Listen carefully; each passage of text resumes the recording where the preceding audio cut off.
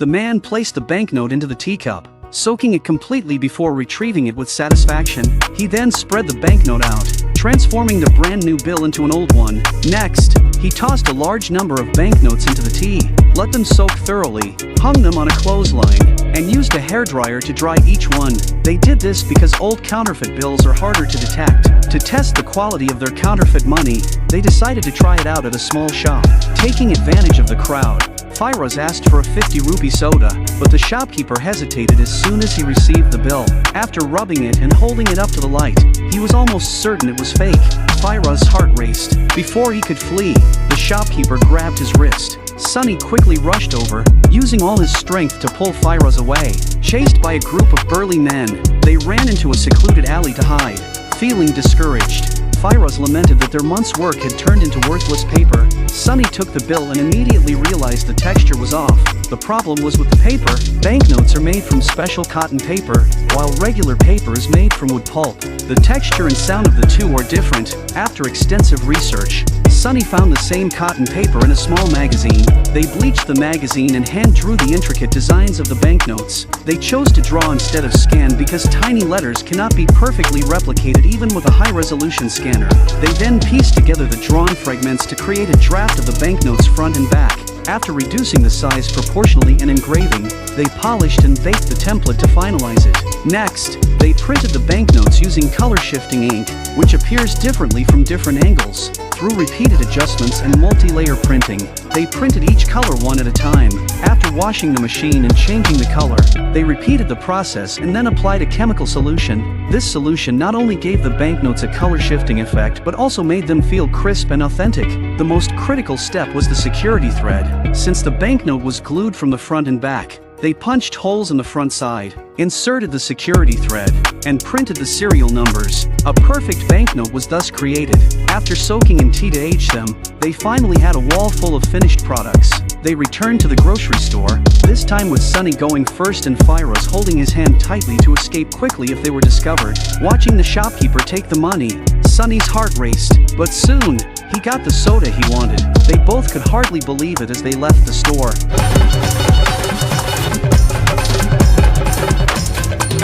Sunny demanded money from the mob boss. Despite his fear, he confidently took the banknotes. Hiding his hands under the table, he slid 3 banknotes to the boss, challenging him to find the counterfeit.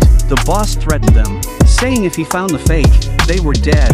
But neither the boss nor Sunny could tell the counterfeit apart. What's your price? 500 notes for 200. But only if you... Only on up. Minimum order of 10 lakhs. Nothing less. I want 2 crores. Done. 2 crores! We were shitting bricks, printing 10 lakhs high.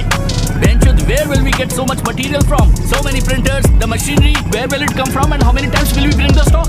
Though Sunny remained silent, he had a plan in mind. That night, he returned to his family's printing shop. Casually chatting with his uncle discovered their counterfeit drafts, which was exactly what Sunny intended.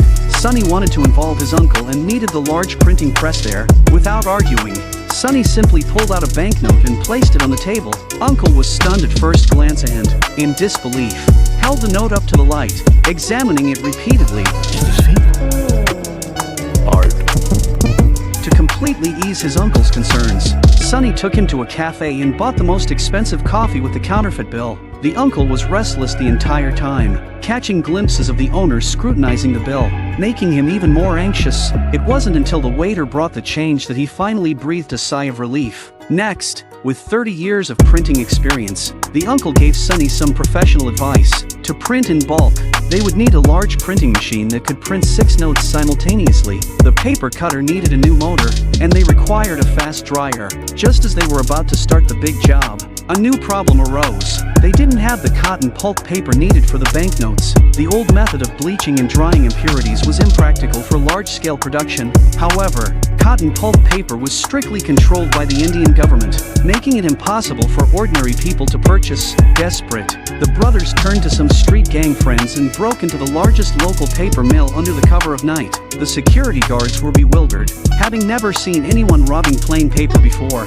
Fortunately, the brothers found their target on the top shelf of the warehouse. Back at the print shop, the 3 of them started working non-stop, with the mob boss giving them only 3 days. They had to work around the clock to produce the needed 20 million. The mob boss was very pleased with the counterfeit money and paid them in full.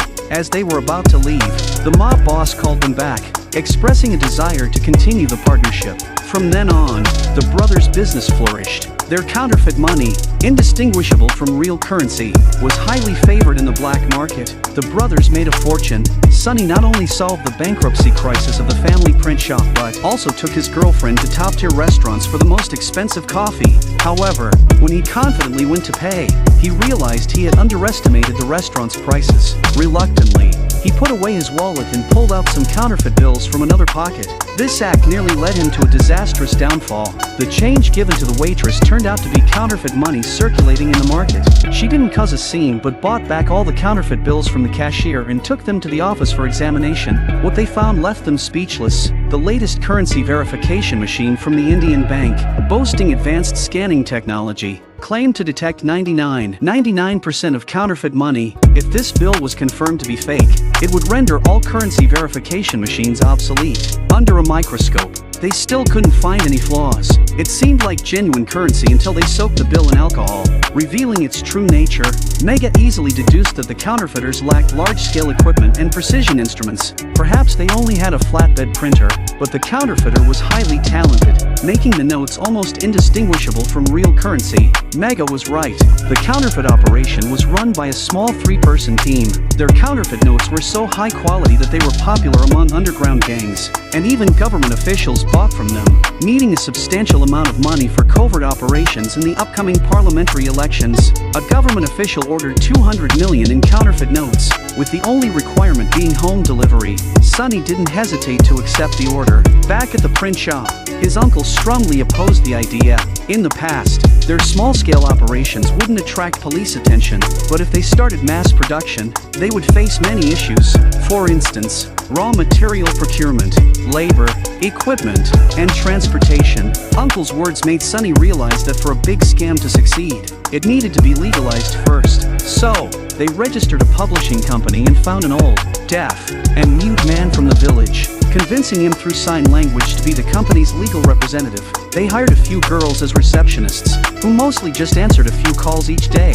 Under the cover of the publishing house, Sonny ordered enough cotton pulp paper and began printing counterfeit bills around the clock. But they didn't foresee that bad luck was about to strike. Mega requested a thorough investigation of all the printing shops in the city, believing such high-quality counterfeit notes had to be produced by a small shop. Her superior thought it was a wild goose chase, given the nearly 100 print shops in the city. Not willing to give up, Mega secretly stamped her superior's seal while he was away. While Sonny and his team were working overtime, he suddenly felt something was wrong. Looking out the window, he saw a police car parked below. Mega, acting on the forged order, had come to inspect. The team panicked. The police called Uncle, who instinctively answered. Uncle pretended to be at a bar, claiming the print shop was empty, but the police insisted he cooperate and return within 5 minutes, or they would forcefully enter. Uncle reluctantly agreed and told Sonny and Firoz to hide the counterfeit bills. He exited through the back door to buy them time.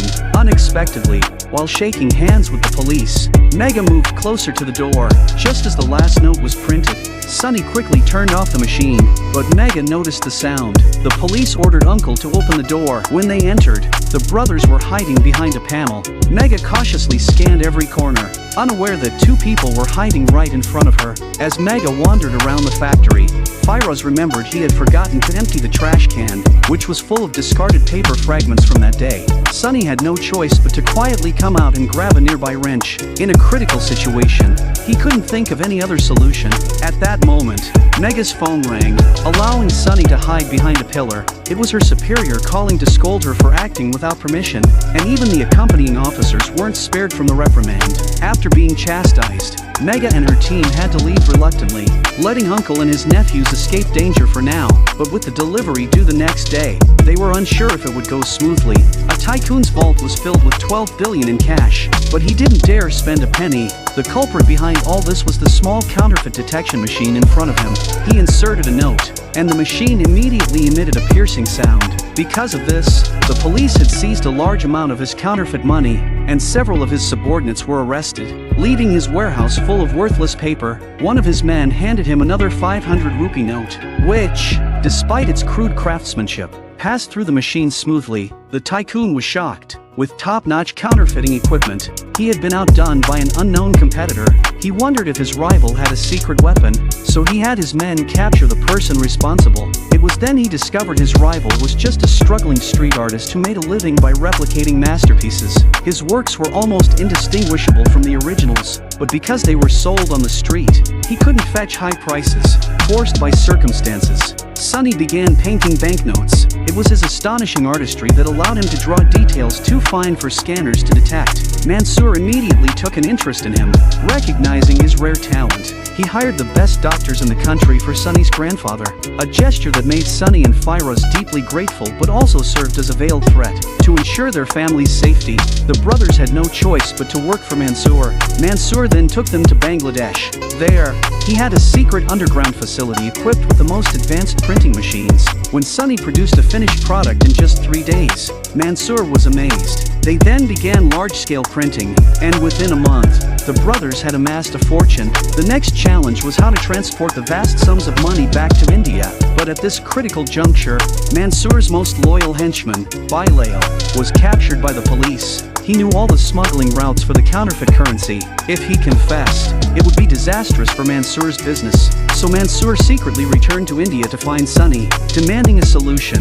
Realizing they were in the same boat, Sonny knew he couldn't stay uninvolved. After a night of contemplation, he decided to infiltrate the police. He targeted Mega. Sonny accidentally ran into Mega at a coffee shop. Using his charm, they quickly became acquainted. When he learned Mega was looking to rent an apartment near the police station, he asked a friend to find a spacious, well-lit place. Unbeknownst to her, the broker and landlord were Mansour's men. Sonny pretended his phone was dead and borrowed Mega's. The broker engaged her in conversation. Giving Sonny enough time, Sonny installed spyware on her phone. From that day on, every call and message Mega received was mirrored to Sonny's phone. This gave Sonny and the counterfeit gang complete insight into police movements. Meanwhile, Bilal revealed all the routes for smuggling counterfeit currency into the country. The police immediately set up stringent checkpoints to intercept suspicious vehicles. However, when the commander arrived, they found millions in counterfeit notes but far less than Bilal had described. Fortunately, more good news came from the police. At airports and ports along the Indian border, they intercepted multiple shipments of counterfeit money, totaling $3 billion. The news was widely broadcast, lifting public spirits, but the police chief felt something was amiss. Although $3 billion was a lot, it was nothing compared to the estimated billions in circulation. At this moment, Mega had an epiphany. She brought in a currency detector and inserted a counterfeit bill. The machine's piercing sound confirmed the chief's suspicions. This was part of Sonny's design. By intercepting Mega's messages, he manipulated the police, making them intercept old counterfeit bills from different locations to confuse them. This tactic allowed them to smuggle in new counterfeit money. Though Mega inadvertently leaked information, she was the first to uncover Sonny's plot within the police. The police began constantly adjusting their strategies, and Sonny kept modifying his plans in response. This back and forth made both sides realize they had moles in their teams. Sonny informed Mansour, nullifying all previous plans. He proposed a new smuggling route. Unknown even to their own men, the captain threw container after container filled with money into the sea. Then abandoned ship, the unmanned ship, like an arrow released, sped towards the crowded beach. Unaware of the impending danger, people eagerly took out their phones to capture the scene, only stopping once the ship ran aground. The police arrived immediately, but the ship was empty, a ghost ship with nothing aboard. Meanwhile, 10 kilometers offshore, Sonny and his team returned. They retrieved the containers they had dumped into the sea earlier, then disappeared without a trace. This was all part of Sonny's plan, to smuggle the counterfeit money into India. They packed the bills into containers. Their plan was to sneak them in by sea. But just as the ship was about to reach India, a phone call forced them to turn back. The Indian police were conducting surprise inspections at all ports, making arrival tantamount to walking into a trap. Reluctantly, they equipped the containers with electronic trackers and sank them into the sea. As the police and public were distracted by the ghost ship, they retrieved the containers under the cover of night. Thus, the brothers brought back 120 billion in counterfeit bills. These bills quickly circulated in the Indian market. The counterfeit quality was so high that even currency detectors couldn't tell the difference, and the public couldn't distinguish between real and fake. If left unchecked, the entire national economy would face collapse. leading to public panic and even war. The masterminds behind this operation, however, reaped enormous profits, buying new cars and houses and living lavishly. The Indian government was in turmoil because even the bank's new currency detectors couldn't identify the super counterfeit bills. Mega eventually came up with a solution. Burning the notes would reveal their authenticity through the color of the flames. Officials were exasperated by this method. Not only were there 120 billion counterfeit notes, but no citizen would willingly burn their money. With a month left until the parliamentary elections, the officials issued an ultimatum. They had to find the culprits within the shortest time, and if not, they would need a scapegoat to quell public opinion. Desperate, the police dug up Mansoor's file. Mansoor headed India's largest counterfeit operation, and only such an organization could produce such a vast quantity of fake money. Though Mansoor had been hiding abroad, it didn't stop the police from publicly naming him. However, what the police didn't know was that Mansoor was indeed the mastermind behind the super counterfeit bills. Soon, Mansoor saw his own wanted news on TV, but this time, the government labeled them as a terrorist organization, alleging allegiance to an enemy state. The aim of printing large amounts of counterfeit money was to sabotage India's financial system, conducting financial terrorism against India. Mansoor was furious but had no choice but to get rid of the counterfeit bills quickly. One subordinate suggested distributing the fake notes in small amounts over time to avoid police detection. Mansoor, not in the mood for debate, shot him dead on the spot, shocking Sunny and Firoz. This revealed Mansoor's true nature, ruthless and ready to kill without hesitation. The underground market soon erupted as distributors took bundles of counterfeit money. Despite this, 120 billion was still a massive amount. Meanwhile, Sunny, sneaking in spare moments, grew closer to Mega. He was not only seeking police information but also found himself genuinely falling for her. The next day, a client ordered a large quantity of counterfeit money, with the transaction set at a multi-story parking garage. Sunny and Firoz were responsible for the delivery. They drove in, one after the other, and cautiously split into two teams. Firoz hid the counterfeit money in a concealed parking spot, while Sunny wandered around, checking for suspicious individuals. Suddenly, a woman appeared in front of his car. It was his police officer girlfriend, Mega. Sunny instantly realized they were walking into a trap, and there were likely more police hidden around. Thinking quickly, Sunny slammed on the gas, reversing the car. He crawled to the back of the vehicle, uncovering 1 billion rupees in cash beneath the tarp. Using a knife, he slashed open the bags and began wildly throwing money out of the car. The banknotes fluttered out, scattering everywhere, causing all the passing drivers to stop. People started frantically picking up the cash, clogging the road completely. The pursuing police were also stuck in the traffic jam, helplessly watching Sunny and Firoz escape further. However, in his haste, Sunny failed to notice a truck ahead and swerved, causing the car to crash into a flower bed and flip over. By the time the police arrived, the car was swarming with people grabbing the money, and the brothers had vanished. The police were at a loss on how to explain to the public that all the money was fake. The bizarre cash scattering incident quickly made the news. Firoz blamed Sunny for getting too close to the police. Encountering Mega at the raid site meant that even if she hadn't clearly seen his face, she would certainly be suspicious of Sunny. Both Sunny and Firoz simultaneously considered quitting and going clean, but they forgot that Mansoor wouldn't let them off so easily. Sure enough, Mansoor's men found the two and said they were taking them abroad to lay low. They drove to an abandoned building. After the cash scattering incident made the news, Mansoor believed the police had identified the brothers. The two knew too many secrets, and if caught, it would jeopardize his counterfeit money operation.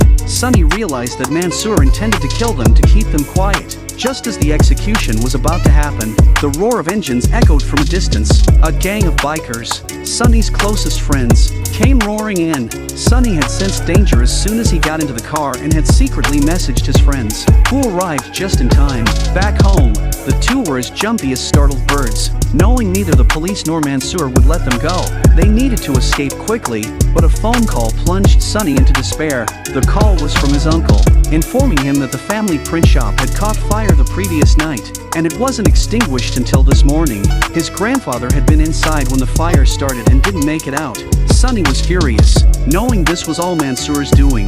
His grandfather, the closest person to him, had perished because of him. Enraged, Sunny decided he couldn't let this go.